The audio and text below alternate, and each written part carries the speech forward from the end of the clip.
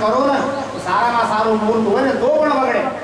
ત્યારે આપણે એમ કહેવાનું હોય બરોબર કે ભાઈ મને તો મહારાજે આપ્યું છે એ મહારાજે જે આપ્યું એ મારા માટે પૂર્વ દિશા જે થશે નહીં પડશે આપણા ગુરુજીનો સિદ્ધાંત છે બરોબર તો કદાચ તમે એ મૂર્ત ઉપર જો ખાદ મૂર્ત કરો એમાં કોઈ અરિષ્ટ તત્વો હોય ને એ ગર્ભાના પુણ્યમાંથી દેશ થાય તમારા ઉપર આંચ આવે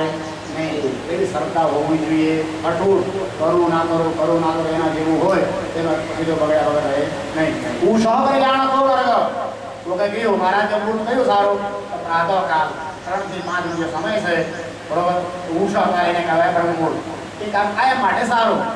ઉષા પ્રયાણ વર્ગ સગુણમ જ બૃહસ્પતિ એ ગુરુ બૃહસ્પતિ એમ કે તમારા મનમાં કોઈ સારા કેવું સંકેત દેખાય તમને તો એ દિવસે તમે મૂળ તમારા કાયમ માટે સારું અંગિરા સમનોત્સાહ